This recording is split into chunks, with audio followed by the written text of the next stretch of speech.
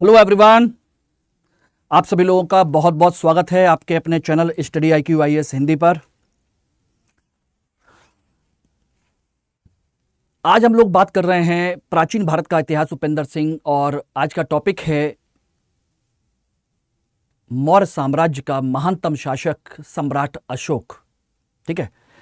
और आप सभी लोगों को मनोज कुमार यानी कि मैं जाते हुए वर्ष की सभी विशेष देना चाहता हूं और आने वाले वर्ष के लिए भी आपको शुभकामनाएं देना चाहता हूं।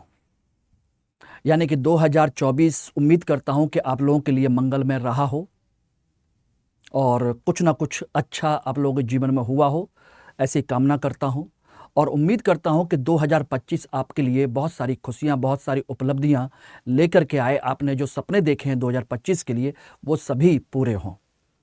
इसलिए मैं एडवांस में ही आप लोगों को बोल रहा हूं हैप्पी न्यू ईयर। और 2024 के लिए बेस्ट विशेस। तो भाई अब इसका विदा कीजिए अच्छे तरीके से। ठीक है, चलिए आज हम लोग बात करेंगे सम्राट अशोक के बारे में। पिछली क्लास में हम लोगों ने चर्चा की थी, आप लोगों को पता है कि लास्ट क्लास में हम लोग बात कर रहे थे चंद्रगुप्त मौर्य के बारे में, और उसके सभी पहलुओं को बहुत गहराई से, बहुत अच्छे तरीके से हम लोगों ने समझा था। हर एंगल को जानने की कोशिश की थी हमने कि किस तरीके से चंद्रगुप्त मौर्य शासक बना, उससे संबंधित क्या क्या सूचनाएं, क्या क्या इन्फॉर्मेशन है। एक छोटी से छोटी, बारीक से बारीक चीज को हम लोगों ने देखने की कोशिश की थी। ठीक है, आज उसके आगे हम लोग चर्चा करेंगे सम्राट अशोक के बारे में। बहुत इंपॉर्टेंट टॉपिक है, क्योंकि यहां से ऐसा हो नहीं सकता कि मौर्य साम्राज्य पर कोई क्वेश्चन बने और अशोक से ना बने, ऐसा संभव नहीं होता। ठीक है ना। सबसे पहले तो आप लोगों के लिए एक जो इंफॉर्मेशन है वो यही है कि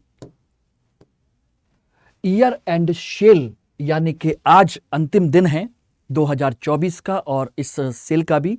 तो 2026 के लिए जो न्यू ईयर बैच स्टार्ट हो रहा है, जो कि 7 जनवरी से होगा, उस बैच में अभी भी आप लोग एडमिशन ले सकते हैं और अपने 300 प्लस अंक के टारगेट को अचीव कर सकते हैं मेरे साथ, जिसके माध्यम से आप प्रॉपर IAS की पोस्ट गेन कर सकते हैं। ठीक है, तो जल्दी कीजिए और इसमें M के लाइव कोड इस्तेमाल करके मात्र 12,999 रुपए में अपनी सीट को पक्का कीजिए और मेरे साथ इतिहास को बहुत ही सरल तरीके से पढ़ने की कोशिश कीजिए और नंबर उठाइए 300 प्लस। ठीक है ना। ओके, तो चलिए हम इसके आगे डिस्कस करते हैं। तो पिछली क्लास में हम लोगों ने ये चर्चा किया था, आपको पता है कि हम लोगों ने स्रोत डिस्कस कर लिए थे।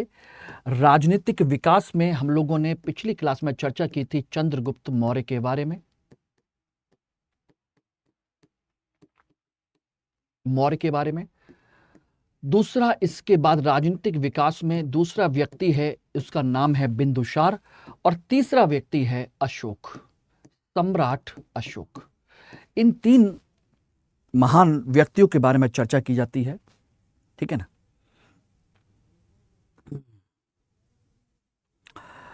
हाँ अमर सिंह, बिल्कुल बेटा, आपकी बुक सीरीज का लेक्चर नंबर जो आपने बताए हैं इनको ऐड करवा दें।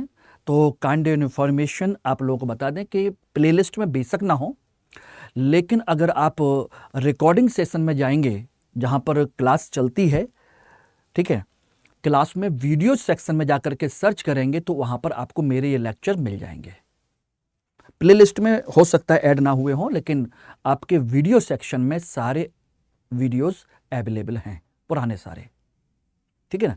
तो वहां से थोड़ी सी मेहनत करनी पड़ेगी, और देखिए कुछ अच्छा पाने के लिए थोड़ी मेहनत तो करनी पड़ती है ना माय डियर, तो कर सकते हैं उसको, मैं उम्मीद करता हूँ। बाकी तो मैं यहाँ से करवा ही दूंगा, प्लेलिस्ट में ऐड करवा दूंगा, क्योंकि टेक्निकल टीम थोड़ा सा इस समय ज़्यादा वर्कलोड है, तो मैं भी टाइम नहीं दे पा रहा हूँ, मेरी भी क्लासेस लगातार हैं। लेकिन आपकी मांग जायज़ है और मेरी मांग इतनी है कि आप थोड़ी सी मेहनत कीजिए, वीडियो सेक्शन में जाइए और जा करके उनको सर्च कीजिए, स्क्रॉल करेंगे तो सारी वीडियोस मेरी आपकी मिल जाएंगी। ठीक है, तो आज हम बात कर रहे हैं दोस्तों बिंदुसार और अशोक के बारे में। ठीक है, इसमें सबसे पहले हम चर्चा करेंगे बिंदुसार के बारे में कि बिंदुसार आपके चंद्रगुप्त मौर्य का बेटा था, और इसके बारे में कुछ बेसिक चीजें आपको पता होनी चाहिए। हालांकि से आपके यूपीएससी ये तो नहीं पूछेगा कि इसका टाइम पीरियड कितना था, ठीक है ना, 273 तक, इस बीसी तक का इसका टाइम पीरियड है, ये माना जाता है। लेकिन कुछ चीजें आपको पता होनी चाहिए, वो मैं आपको बता देता हूं जहां से आपको पता चल जाएगा। देखिए, यूनानी जो लेखक हैं, यूनानी लेखक, इससे अमित्रघात कहते हैं। अमित्रघात यानी कि शत्रुओं का नाश करने वाला, या अमित्रोचेटस कहते हैं, अमित्रोचेटस इसको कहा गया है, यूनानी लेखकों ने इसको कहा है, और आपके महाभाष्य में भी यही कहा गया है, ठीक है ना। पाणिनि का अष्टाध्यायी और आपकी पतंजलि का जो महाभाष्य है उसमें भी इसको अमित्रघात ही कहा गया है, ठीक है ना। जैन ग्रंथ क्या कहते हैं? जैन ग्रंथ खासकर जो राजबलि कथा है, बलि कथा, ये मैंने आपको कल भी बताया था, उन्होंने इसका नाम बताया है सिंहसेन। ये आपसे क्वेश्चन पूछा जा सकता है कि सिंहसेन जो नाम है वो किसने बताया था? सिंपल सा क्वेश्चन है, ठीक है। मैंने कल आपको चर्चा की थी कि जब 12 वर्ष अकाल की चर्चा हुई तो फिर चंद्रगुप्त मौर्य ने अपने बेटे सिंहसेन के पक्ष में अपनी राजगद्दी छोड़ करके जैन धर्म को अपना लिया और अपने गुरु भद्रबाहु के साथ श्रवण बेलगोला चंद्रगिरी पहाड़ी पर चला गया, और वहीं पर संलेखना विधि से उसने अपने प्राण त्याग दिए थे। बिल्कुल बेटा, बिल्कुल ले सकते हैं मनीष, मैं एश्योर करता हूं, इसमें कोई शक नहीं है, मैं भरोसा दिलाता हूं, ठीक है। ये रहा। बाकी इनके माता कौन है, क्या नहीं है, उसके बारे में हमको कोई ज्यादा विशेष ध्यान नहीं रखना है। बस एक चीज ध्यान रखिएगा, जब ये शासक बना तो उसी समय में दिव्यावदान में इसकी चर्चा की गई है कि दिव्यावदान में इसके समय में तक्षशिला में एक विद्रोह हुआ था। तक्षशिला में विद्रोह, देखिए ये तो हम याद रहता है कि तक्षशिला में बिंदुसार के समय में विद्रोह हुआ था, लेकिन ये चर्चा कहां दे रखी है, ये इसकी जानकारी थोड़ा सा मुश्किल हो जाती है, इसलिए मैं उन चीजों पर विशेष तौर पर ध्यान दे रहा हूं। विद्रोह हुआ था और इस विद्रोह को दबाने के लिए अशोक को भेजा गया। अशोक गया था, और उस समय अशोक अवंती का राजकुमार था, अवंती का गवर्नर था, का राज्यपाल। तो अवंती यानी कि उज्जैनी से वो तक्षशिला में विद्रोह दबाने के लिए गया था, ठीक है ना। एवरीवन क्लियर हो गया? इस बात को ध्यान रखिएगा। बाकी कुछ चीजें इसके बारे में और जानकारी मिलती है। देखिए, आप लोगों ने सुना भी होगा कि बिंदुसार के समय में 2 विदेशी राजदूत इसके दरबार में आए थे। राजदूतों की जानकारी मिलती है कि भाई 2 विदेशी राजदूत इसके दरबार में आए थे, ठीक है ना। उनमें से एक है सीरिया से आया हुआ डायमेकस, पहला सीरिया से आया था, और सीरिया का जो शासक था उस शासक का नाम था एंटियोकस, ठीक है ना। एंटियोकस, और एंटियोकस ने अपना जो राजदूत भेजा था उसका नाम था डायमेकस, ठीक है ना, ध्यान रखिएगा। एक तो ये था, और दूसरा था आपका मिस्र का राजा का नाम है टॉलमी फिलाडेल्फस, और उसने अपने राजदूत को भेजा था डायनोसिस। मिस्र का शासक है टॉलमी फिलाडेल्फस, और राजदूत का नाम है आपका डायनोसिस। बात इसकी नहीं है, ये तो हम हर जगह किताब में पढ़ते हैं, सारी चीजें हैं, ठीक है ना। हम हर जगह पढ़ते हैं, हर जगह हमको जानकारी है कि भाई डायनोसिस आया था, डायमेकस आया था। और आप लोग ये भी जानते होंगे कि डायमेकस से बिंदुसार ने 3 चीजें मांगी थी। 3 चीजें 3 चीजों की मांग की थी। मांग बोले कौन कौन सी? अंगूर की मीठी शराब, अंगूर की मीठी शराब मांगी थी, ठीक है ना। अंजीर मांगा था, बोले कि ठीक है, ओके, अंजीर मांगा था। और एक दार्शनिक मांगा था कि भाई हमें विद्वान भेज दीजिए, आपके यहाँ के जो फिलोसफर्स हैं वो बड़े उच्च कोटि के विद्वान हैं, हमको उनको भेज दीजिए। तो जिसमें राजा ने कह दिया था कि भाई ऊपर वाली 2 चीज़ें तो हम भेज देंगे, लेकिन हमारे यहाँ इंसानों को खरीदा बेचा नहीं जाता है, इसलिए हम दार्शनिक नहीं भेज सकते। ठीक है, ये एक नॉर्मल कहानी सी थी। और ये मैंने 3 चीज़ें लिखी हैं। हो सकता है कि आपसे एग्जाम में पूछ लिया जाए कि बताइए कौन सी 3 चीज़ों की डिमांड की थी। ये रही। बस एक चीज़ आप लोगों को मैं बता दूं माय डियर, वो ये है कि यूपीएससी टफ क्वेश्चन से पास नहीं होता। यूपीएससी पास होता है आसान क्वेश्चन से। अब कहोगे आसान क्वेश्चन से कैसे? क्योंकि जो स्टूडेंट आसान क्वेश्चन को गलत कर बैठता है ना, वो बाहर हो जाता है, और जो आसान क्वेश्चन सही कर लेता है वो अंदर रहता है, फाइट में रहता है। अब आप सोचिएगा, अगर पूरे 100 क्वेश्चंस में से अगर आपके इतिहास के 15 क्वेश्चन आए और 15 में से 5 क्वेश्चन बहुत आसान हैं, मतलब नॉर्मल क्वेश्चन है, और उनमें से आप 3 गलती कर बैठो, आपको याद ना आए, और आपने बहुत कठिन क्वेश्चंस के लिए मेहनत की है, तो कठिन क्वेश्चंस में से आएगा नहीं आएगा कोई पता नहीं, लेकिन नौसिखिया जो स्टूडेंट से नया बच्चा जो है वो कभी भी आसान क्वेश्चन गलत नहीं करेगा। वो इनको सबसे पहले रटता है, क्योंकि ये प्राइमरी जरूरत है, इसको वो कभी गलती नहीं करेगा। और जो आसान क्वेश्चंस ज्यादा गलत करेगा, सोचिए 6 सब्जेक्ट है और करंट अफेयर्स है, टोटल मिलाकर के 7 सब्जेक्ट होते हैं जीएस में, और हर में से अगर उसने 2-2 आसान क्वेश्चन गलत किए तो 14 क्वेश्चंस गलत हो जाते हैं। 2 हिस्ट्री के, 2 पॉलिटी के, 2 इकोनॉमी के, 2 साइंस के, 2 एनवायरमेंट के, 2 करंट के। सोचिए 14 क्वेश्चन अगर उसने आसान क्वेश्चन गलत कर दिए, ह्यूमन एरर किया किसी भी तरीके से, ओवर कॉन्फिडेंस में, तो रेस से 14 क्वेश्चन में तो वैसे ही बाहर हो गया। बात समझ गए नहीं? वैसे ही बाहर हो गया, जबकि 45 से 50 क्वेश्चन पर यूपीएससी पास हो जाता है, और तुम 14-15 क्वेश्चन सही करके आ रहे थे, हो सकते थे, और वो आपके बाहर हो, गलत हो गए। इसलिए ध्यान रखिएगा। तो ये तो आपको पता होना ही चाहिए। अब इसमें सबसे बड़ी जो चीज ये है कि आखिर ये लोग आए थे तो इसकी जानकारी का स्रोत क्या है, ये किसने बताया था? ये थोड़ा सा एडवांस क्वेश्चन है जो आपको जानना चाहिए। तो सीरिया का राजदूत आया था, इसकी जानकारी देता है स्ट्रैबो। ध्यान रखिएगा, किसने जानकारी दी है? स्ट्रैबो ने। ये मोस्ट इंपॉर्टेंट है, इसको आप लोग याद कर लीजिएगा कि स्ट्रैबो ने बताया था कि हाँ वो आया था और उसने 3 चीजें मांगी थी, 2 चीजें देने की हाँ कर दिया था, 1 चीज के लिए मना कर दिया था। ये किसने कहा था? ये नहीं पता, ठीक है ना। और दूसरा, मिस्र से टॉलमी फिलाडेल्फस ने डायनोसिस को भेजा था, इसकी जानकारी किसने दी है? इसकी जानकारी दी है प्लिनी ने। प्लिनी, इसकी जानकारी प्लिनी देता है।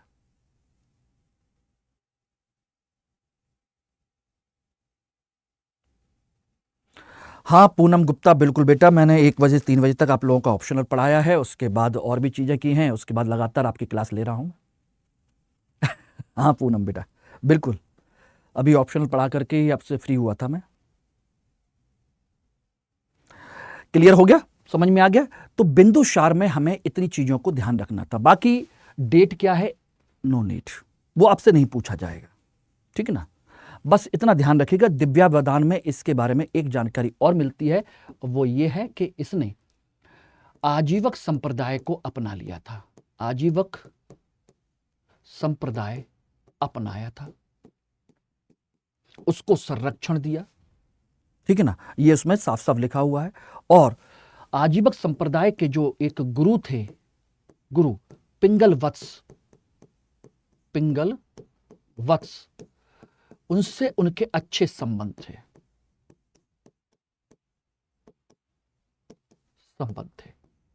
तो चंद्रगुप्त मौर्य ने जैन धर्म अपना लिया था, बिंदुसार ने आजीवक धर्म। और इसकी जानकारी कहां मिलती है? दिव्यावदान में। मैं विद स्रोत आप लोगों को सारी चीजें डिस्कस कर रहा हूं। बिल्कुल Rajesh, yes absolutely dear. Rajesh Tiwari, आप सभी, मुझे पता है कि आप सभी लोग मेरे ऑप्शनल के स्टूडेंट्स हैं। अब इसके बाद हम बात करते हैं अशोक के बारे में। अशोक का जो टाइम पीरियड है आप अच्छे से जानते हैं, 273 से लेकर के जो माना जाता है वो 232 ईस्वी तक माना जाता है, ईसा पूर्व तक माना जाता है कि लगभग इसने 50 साल से ज्यादा अप्रॉक्स, मतलब 40 साल के आसपास इसने शासन किया था। ठीक है ना। इसके बारे में जानने के लिए आपको कुछ चीजें ध्यान रखिएगा कि इसका जो नाम है, सामान्यतः अभिलेख में जो नाम मिलता है, अभिलेखों में, मैं पहले तो आपको नाम के बारे में जानकारी देता हूं। अभिलेख में जो नाम मिलता है वो है देवनाम प्रिय, देवनाम प्रिय, प्रियदर्शी राजा, यानी कि देवताओं का प्रिय प्रियदर्शी राजा की चर्चा मिलती है। और यही सेम नाम श्रीलंका के शासक ने भी अपनाया था। ठीक है ना, ध्यान रखिएगा। जो भाब्रू अभिलेख है, भाब्रू अभिलेख में इसको प्रियदर्शी कहा गया है, प्रियदर्शी कहा गया है। और साथ के साथ इसी को बुद्ध शाक्य भी कहा गया है। सही है गलत है? गलत, क्योंकि मैंने पिछली क्लास में आपको बताया था कि बुद्ध शाक्य इसको इसमें नहीं कहा गया, बल्कि मास्की शिलालेख में कहा गया है। मास्की में कहा गया है इसको बुद्ध शाक्य और अशोक नाम, अशोक नाम। ठीक है ना। उसके अलावा मास्की के अलावा नेट्टूर, उदयगोलम और गुर्जरा, इसमें भी इसका नाम अशोक मिलता है। तो अभिलेखों में इसका नाम अशोक ही मिला है, सारी चीजें हुई हैं, सब कुछ है। एक अभिलेख इनके अलावा और है जिसमें इसका नाम अशोक मिलता है। जानते हैं कौन सा? सभी लोग ये तो जानते हैं कि ये 4 अभिलेख हैं, नेट्टूर, उदयगोलम, मास्की और गुर्जरा। इन 4 को तो जानते हैं, लेकिन क्या आपने कभी सुना है कि जूनागढ़ अभिलेख में किसका नाम है? जूनागढ़ अभिलेख जो रुद्रदामन का है,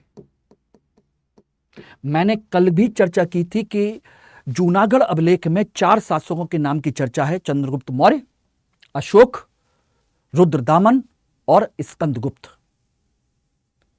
बस यहीं पर गलती हो जाती है, यूपीएससी आपसे यहीं पर गलती करवाएगा कि इन 4 के अलावा और किसमें उसका नाम अशोक है, तो इसमें भी उसका नाम अशोक ही है। लेकिन चूंकि अशोक के नाम से अभिलेख नहीं था, इसलिए लोग इसको ज्यादा कंसीडर नहीं करते, भूल जाते हैं। ध्यान रखिएगा। ठीक है, क्लियर? ये ध्यान रखिएगा। अब इसके अलावा इसके संदर्भ में कुछ चीजें मैं और जाना चाहता हूं। ध्यान रखिएगा। इसके परिवार के संदर्भ में मैं कुछ चर्चा और करना चाहता हूं, और वो बहुत जरूरी है। परिवार की चर्चा, परिवार की चर्चा में सबसे पहले दिन पिता का नाम तो आपको पता ही है कि बिंदुसार है, लेकिन मां का नाम अलग अलग किताबों में अलग अलग मिलता है। अब कहोगे सर मां के नाम से क्वेश्चन बन सकता है? नहीं बनेगा, लेकिन आपको जानकारी होनी चाहिए, क्योंकि इसका नाम अशोक कैसे रखा गया ये पता होना चाहिए, ये बहुत जरूरी है। ध्यान रखिएगा। 1-2 ग्रंथ हैं, महाबोधि और बसंत प्रकाशिनी। माता का नाम महाबोधि ग्रंथ है, बौद्ध ग्रंथ है, महाबोधि ग्रंथ और बसंत प्रकाशिनी।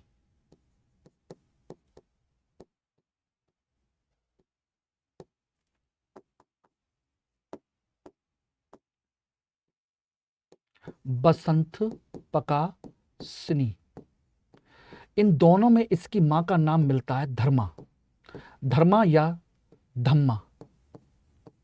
ये रहा धम्मा, इस नाम से इसकी जानकारी मिलती है कि भाई एक ये थे। ठीक है ना। दिव्यावदान में इसकी मां का नाम क्या मिलता है? दिव्यावदान में इसका नाम मिलता है पाशादिका। पाशादिका। अगर मेरे जैसा एग्जामिनर बन जाए तो मैं आपके एक तरफ ग्रंथ और एक तरफ उसकी मां के नाम की मैचिंग करवा दूं कि बताइए कौन सा सही है कौन सा गलत है। यह आपसे मैचिंग भी करवा सकता हूं, ठीक है ना। अशोकावदान में क्या मिलता है?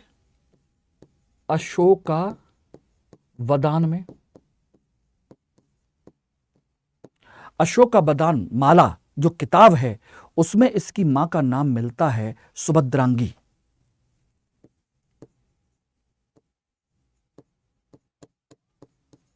सुभद्रांगी, ठीक है ना, क्लियर है। तो ये है। अब सुभद्रांगी, ये इसको ज्यादा माना गया है कि इसका नाम ये सही ज्यादा है, ठीक है ना। एक्चुअली में अशोक के नाम के पीछे भी सुभद्रांगी की पीछे एक कहानी है, बड़ी अच्छी सी कहानी है, सुनिएगा आपको अच्छा लगेगा। कहानी दोस्तों ये है कि महल में एक षड्यंत्र हो रहा था, तो षड्यंत्र के तहत इसकी मां सुभद्रांगी को राजमहल से निष्कासित कर दिया गया था। और निष्कासित करने के बाद में, क्योंकि वो उस समय गर्भवती थी, तो उसके बाद उनके बाहर, जब राजमहल से बाहर रही तो वहीं पर उनके बेटा हुआ। और जब बेटा हुआ तो उन्होंने कहा कि अब मुझे कोई शौक नहीं है कि मैंने अपने बेटे को जन्म दिया, अब मैं आराम से जिंदगी जी सकती हूं और राजा के लिए मैंने एक वंश तैयार कर दिया है, तब मुझे अब कोई शौक नहीं है। यह उन्होंने स्टेटमेंट दिया था कि मुझे अब कोई शौक नहीं है। और इस तरीके से अशोक का नाम क्या पड़ा था? अशोक। इस तरीके से इसका नाम अशोक पड़ा है, ठीक है ना। ओके एवरीवन, क्लियर है। तो ये इसके अशोक का कंसेप्ट था। बाकी इसकी पत्नियां कौन सी थी, कितनी थी, उनके बारे में उतना जानने की जरूरत नहीं है कि पत्नी वगैरह कौन कौन है, कितनी नहीं है। तो पत्नियों की भी कई सारी चर्चा है, क्योंकि राजा महाराजा हैं, बड़े सम्राट हैं, तो कई सारी पत्नियों की चर्चा मिलती है, ठीक है ना। जैसे असंधिमित्रा हैं, एक पत्नी है असंधिमित्रा, ठीक है ना। कारुबाकी हैं, कारुबाकी, इनका उल्लेख आपके अभिलेख में भी है। एकमात्र पत्नी जिनका उल्लेख आपके अभिलेख में है, कारुबाकी, ठीक है ना। आपकी तिस्रक्षता हैं, तिस्रक्षता हैं, महादेवी हैं, महादेवी है। इन्हीं के आपके पुत्र और पुत्री हैं महेंद्र और संघमित्रा, महेंद्र और संघमित्रा इसी के पुत्र पुत्री हैं, जो श्रीलंका में गए थे धर्म का प्रचार प्रसार करने। तो कई सारी पत्नियों की चर्चा मिलती है, ठीक है ना, ध्यान रखिएगा। बाकी कई सारे पुत्र हैं, जैसे कारुबाकी के पुत्र का जो नाम है बता देता हूं, तीवर है। कारुबाकी के पुत्र का नाम क्या है? तीवर। तिवरा माता कारुबाकी ने, अभिलेख में लिखा गया है कि उसने कई महत्वपूर्ण दान दिए थे। तो एकमात्र पत्नी और पुत्र का नाम है जो अभिलेख में दिया हुआ है वो तीवर और उसकी मां कारुबाकी का,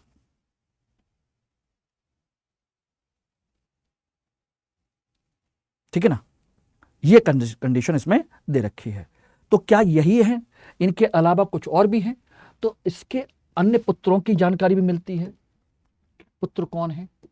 तो देखिए, एक पुत्र तो तीवर है जिसका अभिलेख में जानकारी मिलती है, एकमात्र पुत्र है जिसकी जानकारी यहां पर मिलती है। दूसरे पुत्र हैं महेंद्र, पुत्र पुत्री, संघमित्रा, मित्रा, ये श्रीलंका गए थे, गए बौद्ध धर्म का प्रचार प्रसार करने, ठीक है ना। उसके अलावा देखेंगे तो आपके एक पुत्री की जानकारी और मिलती है, वो है आपकी चारुमती। इनकी एक पुत्री और भी थी, चारुमती हैं। एक पुत्र है कुणाल, कुणाल है जो कि अशोक के बाद शासक बना था, ठीक है ना। कुणाल के अलावा आपका और भी कोई पुत्र है क्या? यस, जालौक, जालौक की जानकारी मिलती है। और जालौक कौन था? कश्मीर का शासक। इसकी जानकारी मिली है राजतरंगिणी में। कल्हड़ की जो राजतरंगिणी है, कल्हड़ की किताब, उसमें जानकारी मिलती है कि जालौक कश्मीर का शासक था, कश्मीर का शासक था। ये रहा,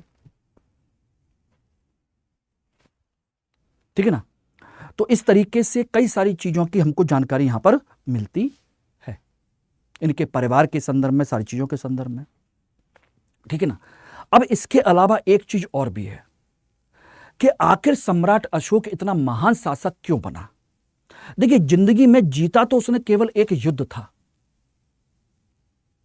ठीक है ना, केवल एक युद्ध जीता था और एक ही युद्ध लड़ा था, पहला और आखिरी, कलिंग युद्ध। और उसने बौद्ध धर्म अपना लिया था, बात खत्म हो गई। बौद्ध धर्म अपनाने के बाद में उसने धम्म का प्रचार प्रसार किया, अच्छे विचार बनाए और उसको अभिलेखों पर लिखवा दिया, जनता को संबोधित किया अभिलेख लिखवा करके, धम्म के विचार लिखवा करके, ठीक है ना। तो वो भी उसने किया। लेकिन इसी तरह की बहुत सारी चीजें कई शासकों ने की हैं। लेकिन अशोक इतना महान कैसे बन गया, क्या कारण था? तो आपको अशोक के महान होने के पीछे दो चीजें हैं जो मैं बताता हूं, उसको सुन लीजिए, आपको शायद अच्छी लगे। इसकी महानता के पीछे दो कहानियां हैं, एक और एक, दो। एक इसकी महानता की बताती हैं और दूसरे इसके, कहा जाए कि कहानी बताती है चंड अशोक की, कि इसको चंड अशोक भी कहा जाता था। दो कहानियां, ठीक है ना। महानता और चंड अशोक के कंसेप्ट। महानता कंसेप्ट क्या है? जैसे अभी होते ना, अभी हमारे प्रधानमंत्री हैं या हमारे बड़े नेता हैं, सारी चीजें हैं, तो बहुत सारी चीजों के प्रचार प्रसार करवाते हैं, सारी चीजें होती हैं, सब कुछ होता है अपने प्रोपेगेंडा के लिए, अपने फेम के लिए, सारी चीजों के लिए। तो कहा जाता है कि अशोक के संदर्भ में भी एक कहानी सुनाई देती है। वो कहानी यह है कि अशोक पूर्व जन्म में महात्मा बुद्ध के समय में था और उसका नाम था हर्ष। क्या नाम था? हर्ष। हर्ष नाम का एक बालक था, महात्मा बुद्ध के समय में पैदा हुआ था, छोटा सा बालक था। तो एक बार महात्मा बुद्ध कहीं रास्ते में से जा रहे थे, तो उसने शरारत करने के लिए सड़क पे से मिट्टी उठाई, धूल उठाई और महात्मा बुद्ध के कमंडल में डाल दी, ठीक है ना। किसमें डाल दी? महात्मा बुद्ध के कमंडल में डाल दी। महात्मा बुद्ध हैं, उन्होंने कहा कि तुमने तो वो पूरी सृष्टि का सार ही इसमें डाल दिया है, इसलिए आज के बाद मैं तुम्हें आशीर्वाद देता हूं कि आज से 100 साल बाद तुम क्या बनोगे? 100 साल बाद जो भी उन्होंने दिया हो कि अगले जन्म में तुम महान सम्राट बनोगे। और अपने शिष्य आनंद को भी कहा था कि इसको देख लीजिएगा कि जब अगले जन्म में ये पैदा होगा तो महान सम्राट के तौर पर ये पैदा होगा और फिर मेरे जो बुद्ध के विचार हैं, सारी चीजें हैं, उनको प्रचार प्रसारित करेगा। ऐसी कहानी है अशोक के संदर्भ में। अब सोचिएगा, इसका मतलब है कि बौद्ध बनने के बाद इसकी कहानी बौद्ध धर्म में इस तरीके से प्रचारित प्रसारित की गई कि वे महात्मा बुद्ध के समय में मौजूद थे, ये उन्होंने इनको आशीर्वाद दिया था, तो लोगों के मन में इनके प्रति और ज्यादा श्रद्धा भाव बढ़ता चला गया। और दुनिया में जब इस तरह की कहानियां, अपने देश में तो छोड़ दीजिए, विदेशों में जब ऐसी कहानियां प्रचलित होंगी तो लोग आपके धर्म, आपके प्रभाव में वैसे ही आ जाते हैं। और यही वजह है कि अशोक के समय के सारे प्रचार प्रसार से लेकर के सारी चीजें, तो इनके अड़ोसी पड़ोसी सभी देश इनके साथ बड़े अच्छे संबंध बना के रखे हुए थे, केवल कलिंग को छोड़ करके।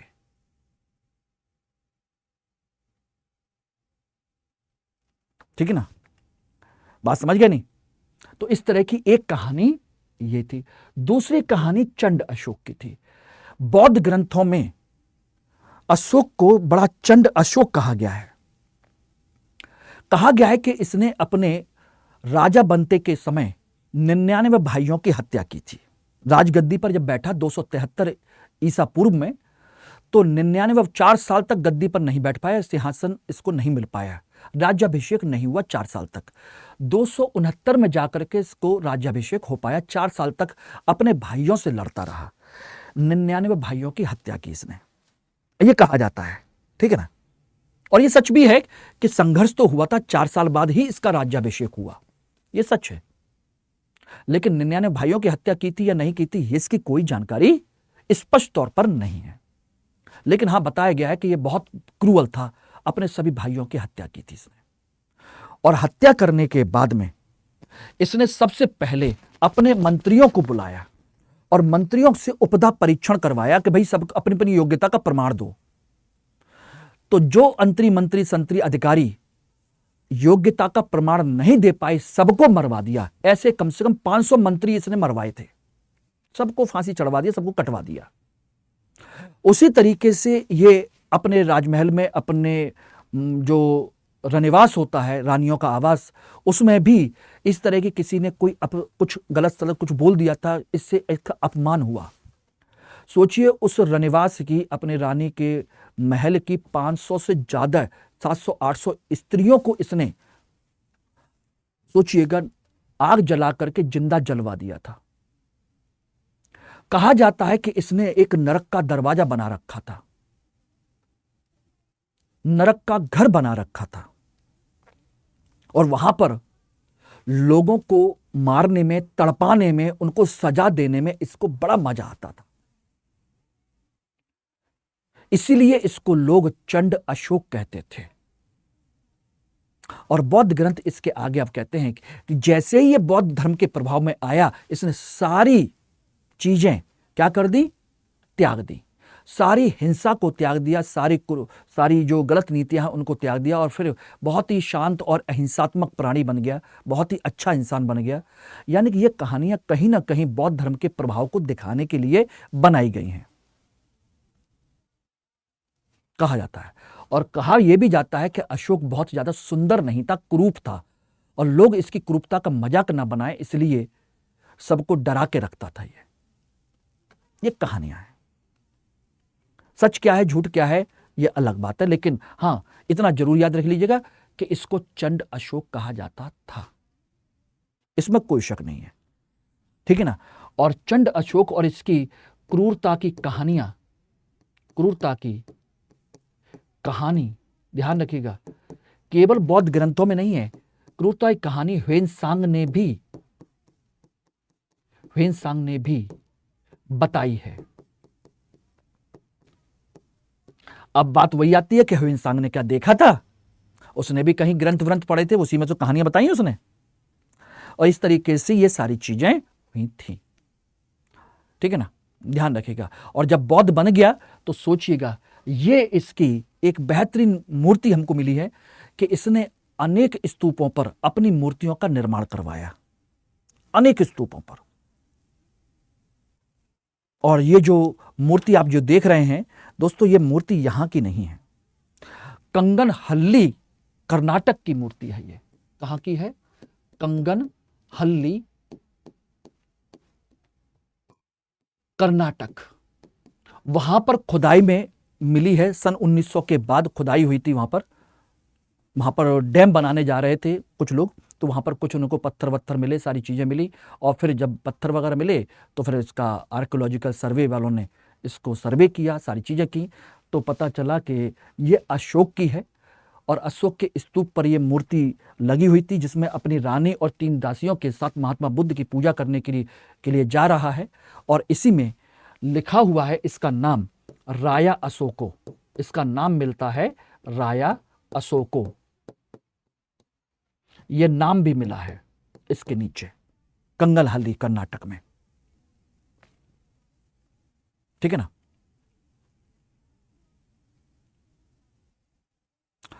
सोची बेटा, मैंने भी वही बताया है कि भाई बौद्ध धर्म के प्रभाव को दर्शाने के लिए ही ये सब किया गया है, ठीक है ना। तो ये सारी चीजें हो गई। अब इसके बाद अगर हम बात करें तो एक चीज और ध्यान रखिएगा। अब देखिए, इसके राज्याभिषेक की बात करें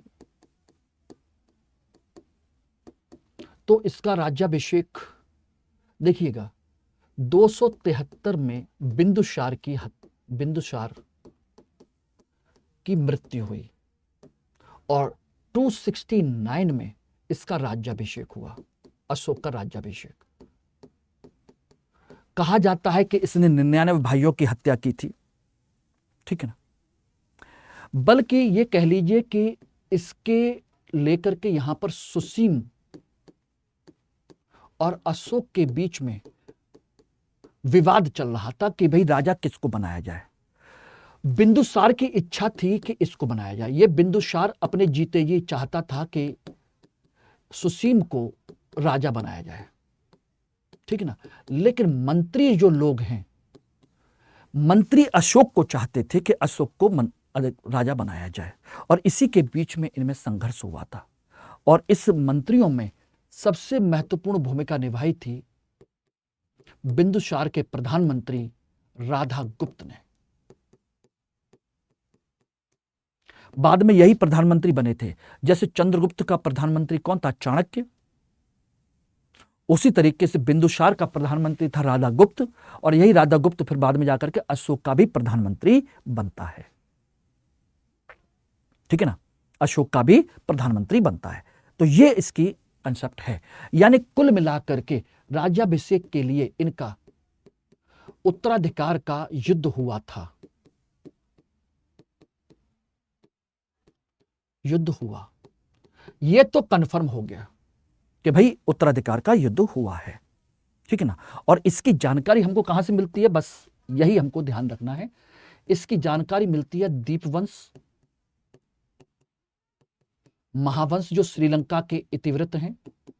दीपवंश, महावंश, यह श्रीलंका के इतिहास कहलाता है। श्रीलंका इतिवृत्त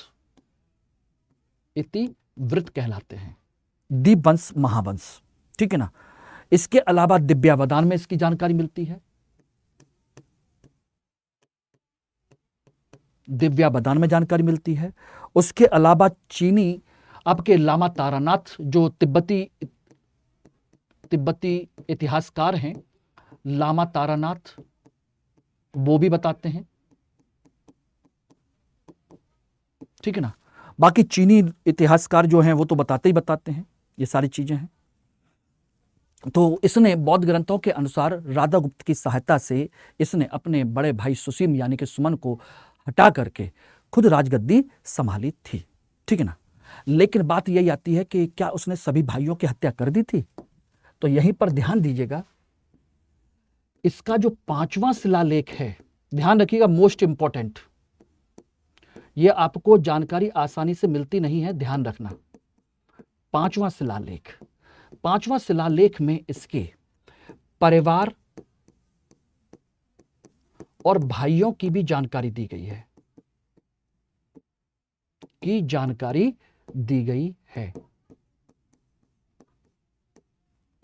ठीक है ना। तो 5वें शिलालेख में क्वेश्चन पूछा जा सकता है कि बताइए किस शिलालेख में इस अशोक और उसके परिवार की जानकारी दी गई है। This is most important portion, most important question जो आपके एग्जाम में आपसे पूछा जा सकता है, ध्यान रखना, ठीक है ना। क्लियर है? ये रही क्लियर। अब बात आती है कि इसकी साम्राज्य विस्तार, इसका साम्राज्य विस्तार। भाई शासक है तो नेचुरल सी बात है कि साम्राज्य विस्तार तो करेगा ही करेगा। साम्राज्य विस्तार के अनुसार कहा जाए तो इसने केवल एक युद्ध इसने लड़ा, और वो था आपका कलिंग युद्ध। केवल और केवल कलिंग युद्ध इसके समय में लड़ा गया, और वो भी कब? इसके राज्याभिषेक के 8वें वर्ष के बाद, यानी कि 9वें वर्ष में। ध्यान रखना, राज्याभिषेक के 8 वर्ष बाद यानी कि 9वें वर्ष में।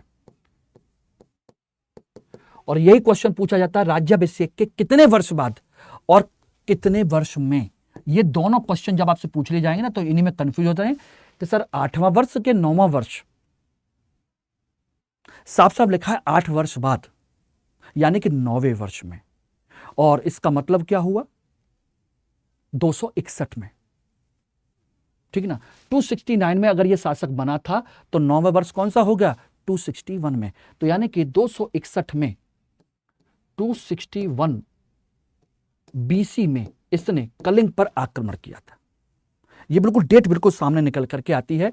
और इस कलिंग युद्ध की जो जानकारी है, जानकारी आपके 13वें शिलालेख में दे रखी है,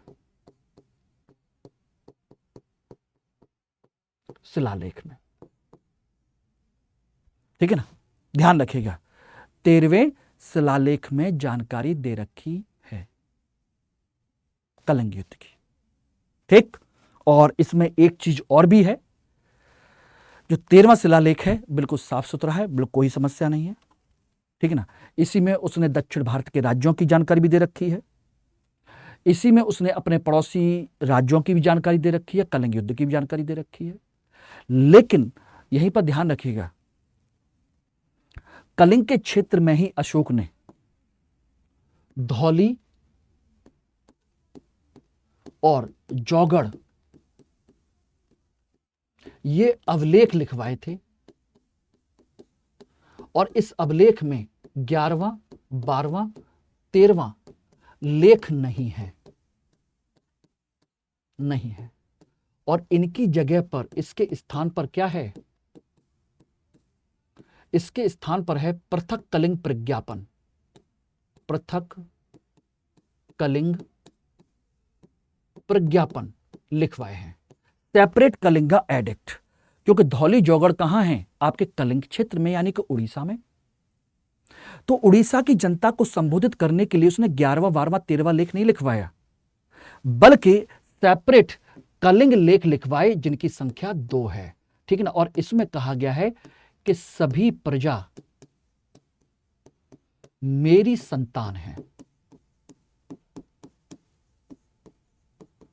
जैसे एक पिता के लिए सभी संतान समान होती हैं, उसी तरीके से मेरे लिए सभी राज्यों की, सभी क्षेत्रों की जो जनता है वो मेरे लिए एक समान है। यानी कि वो जनता को संबोधित करना चाहता है कि बेशक मैंने जीत लिया है, इतने लोगों को मरवा दिया, सब कुछ कर लिया है, और मेरा उससे हृदय बिल्कुल पूरी तरीके से छलनी हो गया है। आज से मैं युद्ध को, शस्त्र को त्याग करता हूं, शस्त्र को त्याग करता हूं। लेकिन आप इस बात से बिल्कुल बेफिक्र रहिए कि मैं आपके साथ में कोई भेदभाव करूंगा या कोई ऐसी चीज करूंगा। और इसी युद्ध के साथ ही ध्यान रखिएगा, कलिंग युद्ध की खास विशेषता क्या है? कलिंग युद्ध के साथ ही जो मगध साम्राज्यवाद की परंपरा शुरू हुई थी, साम्राज्यवाद की परंपरा का अंत हुआ, अंत हो गया। यानी कि जो बिंबिसार के समय में शुरू हुआ था मगध को एक महान राज्य बनाने की परंपरा, वो यहां पर आकर के खत्म होती है, इस जगह पर पूरी तरीके से खत्म। क्योंकि इससे ज्यादा बड़ा साम्राज्य पूरे इतिहास में, भारतीय इतिहास में अब किसी का नहीं रहा। ब्रिटिश ईस्ट इंडिया कंपनी यानी ब्रिटिश सरकार ने भी भारत पर कब्जा किया, उसका भी इतना बड़ा साम्राज्य नहीं था। केवल दक्षिण भारत के चोल, चेर, पांड्य, केरलपुत्र, सत्यपुत्र को छोड़ दिया जाए तो पूरा संपूर्ण भारत, पूरा अफगानिस्तान, पाकिस्तान, बांग्लादेश, पूरा नेपाल का हिस्सा इसके साम्राज्य में शामिल था, पूरा का पूरा। तो इससे बड़ा साम्राज्य किसी का हो ही नहीं सकता था। और यहां पर आकर के वो सारी चीजें खत्म हो जाती हैं, ठीक है ना। तो इसका मतलब नेपाल में भी इसका साम्राज्य था, कश्मीर भी इसके अंडर में था, जिसकी जानकारी राजतरंगिणी देती है। नेपाल में इसने देवपाटन शहर का निर्माण करवाया था, यह भी जानकारी मिलती है। तो ध्यान रखिएगा, तो नेपाल में इसने एक नगर बसाया था, देवपाटन, देवपाटन नगर बसाया, ठीक है ना। और कश्मीर में इसने बसाया था श्रीनगर, श्रीनगर, ये दो नगर उसने बसाए थे, एक कश्मीर में श्रीनगर, यानी ये सब कुछ इसके साम्राज्य के अंतर्गत मौजूद था। ठीक है ना, तो ये सारी चीजें हैं। और कलिंग युद्ध के बाद ही इसने शस्त्रों का त्याग कर दिया। शस्त्रों का त्याग करने के बाद में, जो बौद्ध धर्म से पहले से जुड़ा हुआ था, उसके बाद उसने धम्म की नीति को प्रॉपर तरीके से अपना लिया और जनता को अपने अभिलेखों के माध्यम से संबोधित करने की कोशिश की। अब बात आती है कि अगर ये बौद्ध धर्म के प्रभाव में था तो उससे पहले क्या था। आपको बता दें कि राजतरंगिणी में ही, ध्यान रखना, जो राजतरंगिणी किताब है कल्हड़ की, उसमें जानकारी मिलती है कि अशोक पहले शैव धर्म को मानता था। अशोक किसको मानता था? शैव धर्म का उपासक था, उपासक था पहले। यह राजतरंगिणी से जानकारी मिलती है। 7 तारीख से स्टार्ट हो रहा है बेटा, 7 से स्टार्ट हो रहा है बैच, ध्यान रखिएगा। और बाद में सुसीम यानी कि सुमन, अब इसका बड़ा भाई जो था सुमन या सुसीम, उसका एक बेटा था निग्रोथ, जो श्रमण बन गया था, बौद्ध भिक्षु की तरह बन गया था। तो उससे बड़ा प्रभावित हुआ, क्योंकि वो रोज इसके महल के पास से होकर गुजरता था और उसके प्रवचन से बड़ा प्रभावित होता था। और बाद में जब एक दिन इसके प्रवचन सुने तो उसी दिन इसने डिसाइड कर लिया कि मैं भी बौद्ध धर्म को अपनाऊंगा। ठीक है ना। और बाद में इसने बाकायदा मोगलीपुत्र तिष्य के प्रभाव में आकर के बौद्ध धर्म को स्वीकार कर लिया। और इस तरीके से सारी चीजें हुई हैं। क्लियर? ये एक कंसेप्ट है कि इसने बौद्ध धर्म को अपना लिया था। उम्मीद करता हूं कि ये आज की सारी जो क्लासेस हैं आपको समझ में आई होंगी। और मैंने आपको पहले भी कहा कि अगर किसी को और हिस्ट्री ऑप्शनल का बैच ज्वाइन करना है तो 7 तारीख से हिस्ट्री ऑप्शनल का बैच स्टार्ट हो रहा है। ईयर एंड सेल है, आज एक मौका है, इसमें आप इसको ज्वाइन कर सकते हैं। ठीक है। बाकी मैंने सभी पक्ष मैंने आप लोगों को डिस्कस कर दिए। और ईयर एंड सेल में P2I फाउंडेशन बैच अगर ज्वाइन करना चाहते हैं, दिसंबर इवनिंग बैच, जिसमें आज अंतिम तिथि है एडमिशन लेने की 31 दिसंबर, तो आप इसमें भी आज एडमिशन ले सकते हैं। ठीक है ना। MK लाइव कोड से ये आपकी फीस डिस्काउंट में हो जाएगी और हो सकता है कुछ हिडन डिस्काउंट भी आपको हो जाए। ठीक है ना। ठीक, चलिए, थैंक यू वेरी मच। और बाकी कोई भी डाउट हो तो मुझे यहां पर आप कांटेक्ट कर सकते हैं। और टेलीग्राम ग्रुप को जरूर ज्वाइन कर लीजिएगा इस क्लास की PDF के लिए। धन्यवाद।